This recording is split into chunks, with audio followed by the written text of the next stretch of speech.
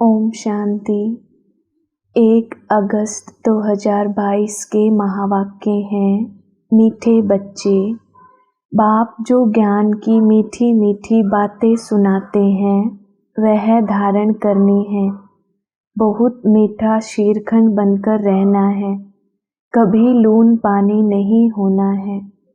प्रश्न, किस महामंत्र से तुम बच्चों को नई राजधानी का तिलक मिल जाता है? उत्तर, बाप इस समय तुम बच्चों को महामंत्र देते हैं। मीठे लाडले बच्चे, बाप और वर्षे को याद करो। घर गृहस्थ में रहते कमल फूल समान रहो तो राजधानी का तिलक तुम्हें मिल जाएगा। दूसरा प्रश्न, कहा जाता जैसी दृष्टि वैसी सृष्टि, यह कहावत क्यों है? उत्तर, इस समय के मनुष्य जैसे पतित हैं, काले हैं, ऐसे अपने पूज्य देवताओं को, लक्ष्मी नारायण राम सीता को, शिव बाबा को भी काला बनाए उनकी पूजा करते हैं। समझते नहीं इसका अर्थ क्या है, इसीलिए यह कहावत है। गीत मुखड़ा देख ले। ओम शांति। मीठे मीठे शिकिलधे बच्चों ने गीत की लाइन सुनी कि दिल रूपी दर्पण में देखो कि कितना पाप और कितना पुण्य किया है। पाप और पुण्य दिल रूपी दर्पण में विचार किया जाता है ना। यह तो है ही पाप आत्माओं की दुनिया। पुण्य आत्माओं की दुनिया सतयुग को कहा जाता है। यहाँ पुण्य आत्मा कहाँ से आए? सब पाप ही करते रहते हैं, क्योंकि रावण राज्य है। खुद कहते भी हैं, हे पतित पावन आओ। हम जानते हैं कि भारत ही पुण्य आत्माओं का खंड था। कोई पाप नहीं करते थे। शेर बकरी इकट्ठा पानी पीते थे। शीरखंड थे। पाप भी कहते हैं बच्चे, शीरखंड बनो। पुण्य आत्माओं की दुनिया में तमो प्रधान आत्मा कहाँ से आए? अभी बाप ने रोशनी दी है। तुम जानते हो कि हम सतो प्रधान देवी देवता थे। उन्हों की महिमा ही है सर्वगुण संपन्न, 16 कला संपूर्ण। हम खुद भी उनकी महिमा करते हैं। मनुष्य कहते हैं, मुझ निर्गुण हारे में कोई गुण नाही। प्रभु, आप आकर जब हम पर तरस करो तब हम भी ऐसे बन सकते हैं। यह आत्मा ने कहा। आत्मा समझती है इस समय हम पाप आत्मा हैं। पुण्य आत्मा तो देवी देवताएं हैं जो पूजे जाते हैं। सभी जाकर देवताओं के चरणों पर झुकते हैं। साधु संत आदि भी तीर्थों पर जाते हैं। अमरनाथ श्रीनाथ द्वारे जाते हैं। तो यह है ही पाप आत्माओं की दुनिया। भारत ही पुण्य आत्माओं की दुनिया थी। जब लक्ष्मी नारायण का राज्य था, उनको ही कहा जाता है स्वर्ग। मनुष्य मरते हैं तो कहते हैं स्वर्ग गया, परंतु स्वर्ग है कहाँ? स्वर्ग जब था तब सतयुग था। मनुष्य को तो जो आता है सो कह देते हैं, समझते कुछ भी नहीं। स्वर्ग में गया तो जरूर नरक में था। सन्यासी मरते हैं तो कहते हैं ज्योति ज्योत समाया। फर्क हो गया ना। ज्योति में समाया माना फिर यहाँ आना नहीं है। तुम जानते हो जहाँ हम आत्माएं रहती हैं उसे निर्वाण धाम कहा जाता है। वैकुंठ को निर्वाण धाम नहीं कहेंगे। बच्चों को बहुत मीठी मीठी ज्ञान की बातें सुनाते हैं जो बहुत अच्छी रीति धारण करनी चाहिए। तुम जानते हो बाबा आए हैं हमको वैकुंठ का रास्ता बताने। बाप आए हैं राजयोग सिखलाने। पावन दुनिया का मार्ग बताए गाइड बन ले जाते हैं। बरोबर विनाश भी सामने खड़ा है। विनाश होता है पुरानी दुनिया का। पुरानी दुनिया में ही उपद्रव आदि होते हैं। तो बाबा कितना मीठा है। अंधों की लाठी बनते हैं। मनुष्य तो घोर अंधियारे में धक्का खाते रहते हैं। गाया जाता है ब्रह्मा का दिन और ब्रह्मा की रात। ब्रह्मा तो यहाँ है ना। बाप आते ही हैं रात को दिन बनाने के लिए। आधा कल्प है रात, आधा कल्प है दिन। अभी तुमको मालूम हो गया है। वह तो समझते हैं कलयुग अर्जुन बच्चा है। कभी कभी कहते हैं इस दुनिया का विनाश होना है, परंतु समझते कुछ भी नहीं है। आजकल तो मुश्किल घर बार छोड़ते हैं। कोई कारण हो गया तो घर से जाकर सन्यासी बन जाते हैं। बीच में गवर्नमेंट ने ऑर्डिनेंस निकाला था कि सन्यासियों को भी लाइसेंस होना चाहिए। ऐसे थोड़े कि जो घर से रूठे वह जाकर सन्यासी बने। मुफ्त में बहुत माल मिल जाते हैं। वह है हद का सन्यास, तुम्हारा है बेहद का सन्यास। इस समय सारी दुनिया पतित है, उनको फिर पावन बनाना एक पतित पावन बाप का ही काम है।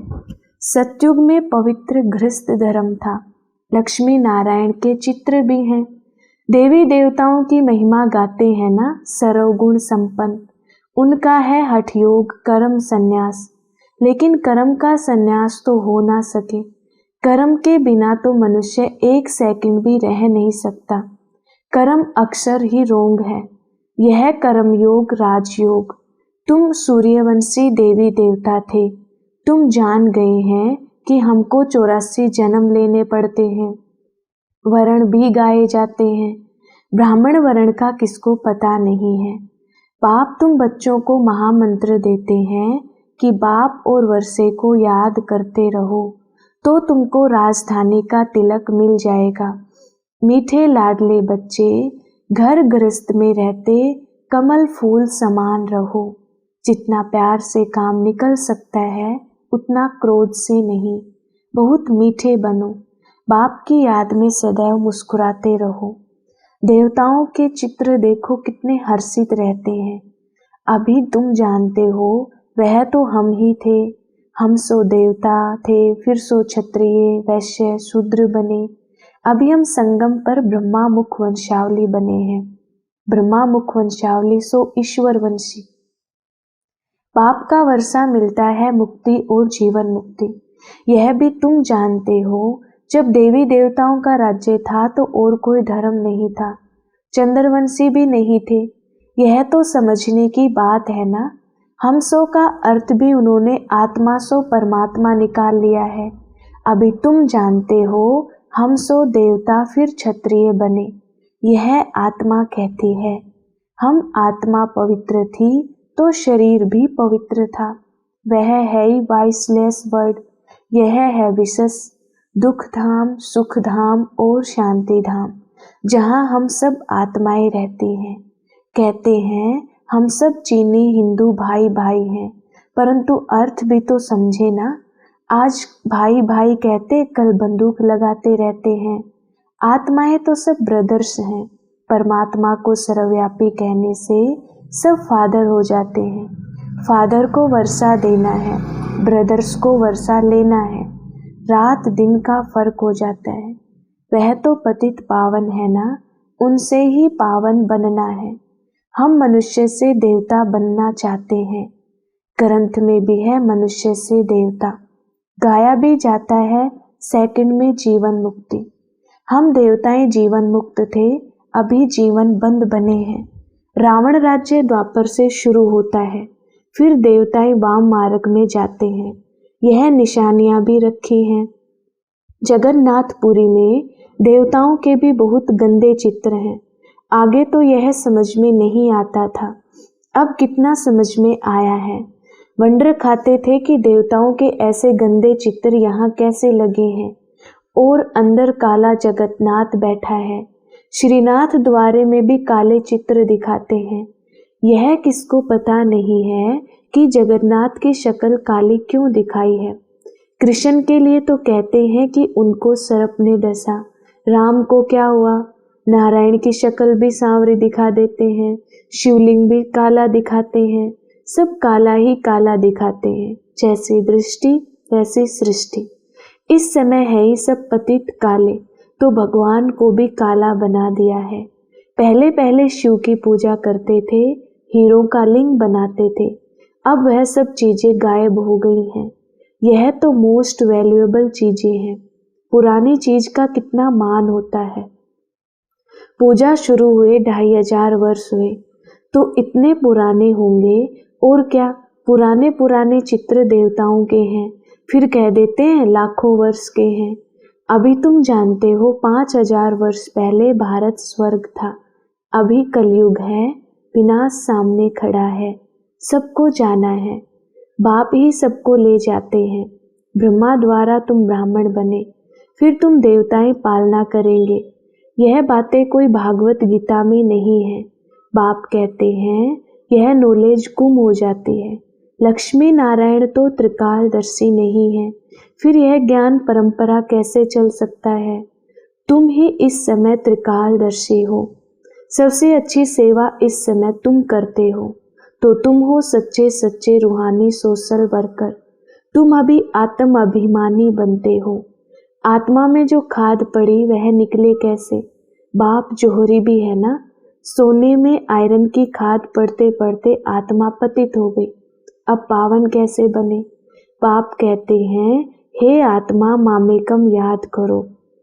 पतित पावन बाप श्रीमत देते हैं। भगवानुवाच हे आत्माएं, तुम्हारे में खाद पड़ती है, अभी तुम पतित हो। पतित फिर महात्मा थोड़े ही हो सकते हैं। एक ही उपाय है, मामेकम याद करो। इस योग अग्नि से तुम्हारे विकर्म दग्ध होंगे। कितने आश्रम हैं, अनेक प्रकार के हठयोग के चित्र लगे हुए हैं। यह है योग अथवा याद की भट्ठी। भल गृहस्थ व्यवहार में रहो, भोजन आदि बनाओ, बच्चों की संभाल करो। अच्छा सवेरे तो टाइम है ना। कहा भी जाता है राम सिमर प्रभात मोरे मन। आत्मा में बुद्धि है, भक्ति भी सवेरे करते हैं। तुम भी सवेरे उठ पाप को याद करो, विकर्म विनाश करो। सारा किचड़ा निकल आत्मा कंचन बन जाएगी, फिर काया भी कंचन मिलेगी। अभी तुम्हारी आत्मा 2 कैरेट भी नहीं है। भारत के देवी देवताओं के 84 जन्मों का हिसाब लेना पड़े। वर्ल्ड की हिस्ट्री ज्योग्राफी रिपीट होती है, परंतु आयु कितनी है यह नहीं जानते। कल्प की आयु को ही नहीं जानते। बाप कहते हैं मैं आया हूँ श्रीमत देने, श्रेष्ठ बनाने। याद की अग्नि से ही खाद निकलेगी और कोई उपाय नहीं है। बच्चों को बहादुर बनना है, डरो मत। जिनका रक्षक खुद भगवान बाप बैठा है, उनको किससे डरना है? तुम्हें कोई श्राप आदि क्या देंगे? कुछ भी नहीं। अच्छा मीठे मीठे शिकिलधे बच्चों प्रति माता पिता बाप दादा का याद प्यार और गुड मॉर्निंग। रूहानी बाप की रूहानी बच्चों को नमस्ते। धारणा के लिए मुख्य सार। पहला पॉइंट, कोई भी काम प्यार से निकालना है, क्रोध से नहीं। बाप की याद में सदा हर्षित रहना है, सदा देवताओं जैसे मुस्कुराते रहना है। दूसरा पॉइंट, आत्मा में जो खाद पड़ी है वह याद की अग्नि से निकालनी है, विकर्म विनाश करने हैं, बहादुर बन सेवा करनी है, डरना नहीं है। वरदान, सर्व कर्मेंद्रियों को ला और ऑर्डर प्रमाण चलाने वाले मास्टर सर्वशक्तिमान भव। विस्तार, मास्टर सर्वशक्तिमान राजयोगी वह है जो राजा बनकर अपनी कर्मेंद्रियों रूपी प्रजा को ला और ऑर्डर प्रमाण चलाए। जैसे राजा राज्य दरबार लगाते हैं, ऐसे आप अपनी राज्य कारोबारी कर्मेंद्रियों की रोज दरबार लगाओ और हालचाल पूछो कि कोई भी कर्मचारी अपोजिशन तो नहीं करते हैं, सब कंट्रोल में है। जो मास्टर सर्वशक्तिमान है उन्हें एक भी कर्मेंद्रिय कभी धोखा नहीं दे सकती। स्टॉप कहा तो स्टॉप। स्लोगन, समय पर सर्वशक्तियों को कार्य में लगाना ही मास्टर सर्वशक्तिमान बनना है। मातेश्वरी जी के अनमोल महावाक्य। पहला पॉइंट, वास्तव में ज्ञान प्राप्त करना है तो 1 ही सेकंड का काम है, परंतु अगर मनुष्य 1 सेकंड में समझ जाए तो उनके लिए 1 सेकंड लगता है। सिर्फ अपने स्वधर्म को जान जावे कि मैं असल में शांत स्वरूप आत्मा हूँ और परमात्मा की संतान हूँ। अब यह समझना तो 1 सेकंड की बात है, परंतु इसमें निश्चय करने में कोई हठयोग, कोई जप तप, कोई भी प्रकार का साधन करना कोई जरूरत नहीं है। बस सिर्फ ओरिजिनल अपने रूप को पकड़ो। बाकी हम जो इतना पुरुषार्थ कर रहे हैं वो किसके लिए है, अब इस पर समझाया जाता है। हम जो इतना पुरुषार्थ कर रहे हैं वो सिर्फ इतनी बात पर ही कर रहे हैं, जैसे अपने प्रैक्टिकल जीवन को बनाना है तो अपने इस बॉडी कॉन्शियस से पूरा निकलना है। असल में सोल कॉन्शियस रूप में स्थित होने व इन दैवी गुणों को धारण करने में मेहनत अवश्य लगती है। इसमें हम हर समय हर कदम पर सावधान रहते हैं। अब जितना हम माया से सावधान रहेंगे तो भले कितनी भी घटनाएं सामने आएंगी मगर हमारा सामना नहीं कर सकेंगी। माया सामना तब करती है जब हम अपने आप को विस्मृत करते हैं। अब यह जो इतनी मार्जिन है सिर्फ प्रैक्टिकल लाइफ बनाने की है, बाकी ज्ञान तो सेकंड की बात है। दूसरा पॉइंट, यह अपना ईश्वरीय ज्ञान अपनी बुद्धि से नहीं निकाला हुआ है, ना कोई अपनी समझ अथवा कल्पना है अथवा संकल्प है, परंतु यह ज्ञान सारी सृष्टि का जो रचता है उस द्वारा सुना हुआ ज्ञान है और साथ साथ सुनकर अनुभव और विवेक में जो लाया जाता है वो प्रैक्टिकल आपको सुना रहे हैं। अगर अपने विवेक की बात होती तो सिर्फ अपने पास चलती, परंतु यह तो परमात्मा द्वारा सुन अपने विवेक से अनुभव से धारण करते हैं। जो बात धारण करते हैं वो जरूर जब विवेक और अनुभव में आती है तब अपनी मानी जाती है। यह बात भी इन द्वारा हम जान चुके हैं। तो परमात्मा की रचना क्या है, परमात्मा क्या है, बाकी कोई अपने संकल्प की बात नहीं है। अगर होती तो अपने मन में उत्पन्न होती। इसलिए जो अपने को स्वयं परमात्मा द्वारा मुख्य धारणा योग्य पॉइंट मिली हुई है वो है मुख्य योग लगाना। परंतु योग के पहले ज्ञान चाहिए। योग करने के लिए पहले ज्ञान क्यों कहते हैं? पहले सोचना, समझना और बाद में योग लगाना।